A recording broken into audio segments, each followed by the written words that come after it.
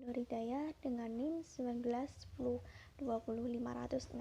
Nah, di sini saya akan menjawab soal UAS yang pertama, yaitu apa pengertian supervisi dalam praktek pekerjaan sosial. Nah, supervisi dalam praktek pekerjaan sosial sendiri merupakan kegiatan pendampingan yang dilakukan untuk pekerja sosial yang baru atau belum memiliki pengalaman bekerja sama sekali. Nah, tujuannya itu agar mampu beradaptasi dan menjalankan tugasnya dengan baik.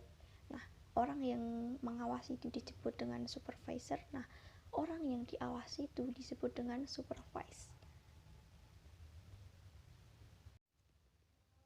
Menjawab soal nomor 2, yaitu materi yang saya presentasikan kemarin, yaitu tentang model kelemahan dan kelebihan supervisi. Nah, saya akan menjelaskan tentang kelebihan atau keuntungan supervisi. Yang pertama itu ekonomi administratif, waktu dan usaha. Nah, karena berbentuk kelompok, maka mengkomunikasikan tentang kebijakan dan prosedur standar itu dapat dikomunikasikan dalam satu kali, berbeda dengan supervisi individu yang harus dilakukan pada komunikasikan pada setiap anggotanya. Tentu itu akan menyita banyak waktu. Nah, sedangkan pada supervisi kelompok ini tentunya akan menghemat waktu karena dapat dikomunikasikan dalam satu kali. Nah, yang kedua, syarat menjadi supervisi itu ada syarat khusus ketika menjadi supervisi. Nah, tidak semua orang bisa menjadi supervisor.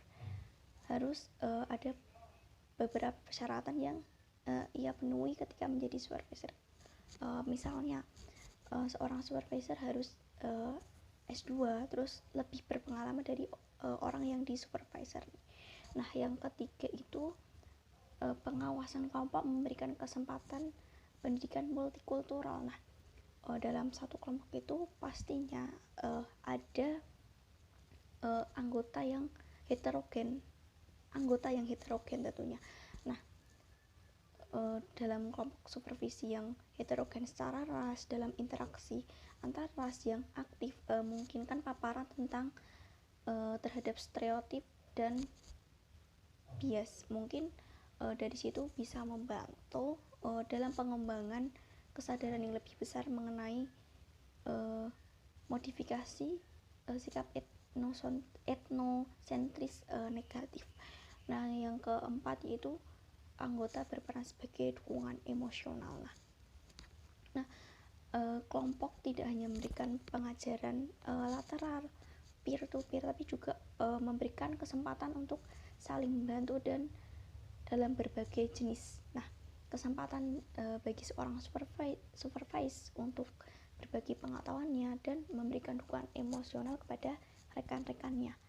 Nah, yang selanjutnya itu tentang kekurangan supervisi. Nah, dalam ada beberapa kekurangan dalam supervisi itu. Yang pertama, memaksa untuk mengemukakan pendapatnya sendiri. Nah, dalam konferensi individu memaksa orang untuk orang yang di supervisor itu untuk mengemukakan pendapatnya atau jawaban dan keputusannya sendiri mengenai masalah yang dihadapinya. Nah, yang kedua tentang sulit memasukkan pendatang baru. Nah, pendatang baru, orang asing bagi semua ini mengancam keseimbangan yang mapan dan cenderung dibenci oleh kelompok. Nah, kelompok pengawasan sehingga menimbulkan masalah khusus bagi orang-orang yang baru diangkat. Nah, yang ketiga yaitu kondisi psikis anggota supervisi. Nah, jika seorang pekerja mencari dan dapat menerima umpan kritis balik, merupakan keuntungan dari pengawasan kelompok. Nah, jika dia ragu-ragu dan cemas tentang umpan balik kritis, itu bisa menjadi kerugian.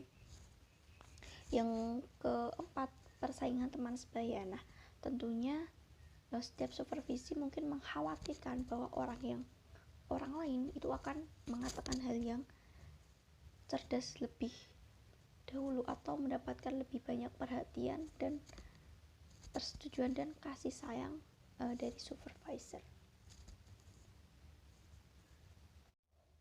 Menjawab soal nomor 3 yaitu tentang contoh proses supervisi. Nah, di sini saya mengambil contoh tentang supervisi yang dilakukan oleh lembaga rehabilitasi narkoba. Nah, tentunya supervisi yang dilakukan di lembaga ini dilakukan oleh pejabat struktural dan manajer program. Nah, manajer program ini bertugas membawai seluruh program rehabilitasi yang ada. Nah, di dalam lembaga rehabilitasi tersebut itu ada beberapa pekerja sosial yang bekerja di situ. Nah, salah satunya itu pekerja sosial adiksi yang tugasnya itu sebagai konselor. Nah, ada beberapa proses supervisi yang dilakukan oleh lembaga rehabilitasi tersebut. Yang pertama itu pemasangan CCTV di ruang konseling dan ruang terapi. Nah, tujuan dari pemasangan CCTV ini untuk memantau kegiatan pertolongan pada klien dan memantau jika pekerja sosial atau klien itu sendiri melakukan perbuatan yang tidak pantas, nantinya akan terekam CCTV dan dimintai pertanggungjawabannya. Nah, yang kedua supervise dilakukan setiap hari. Nah, tentunya kegiatan supervise ini dilakukan setiap hari. Ketika pekerja sosial akan bertemu klien, maka pekerja sosial tersebut wajib melaporkan kepada manajer program tersebut terlebih dahulu. Kemudian manajer program mempersiapkan kegiatan untuk klien, dan selanjutnya pekerja sosial itu akan melaporkan secara lisan dan secara tulisan. Nah, yang ketiga diadakan case conference.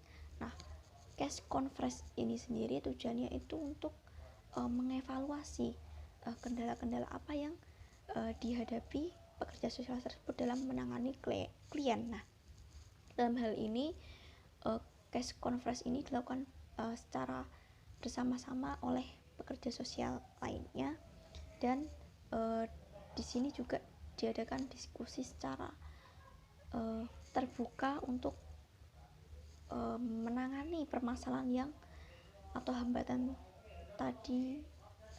yang dialami oleh pekerja sosial tersebut.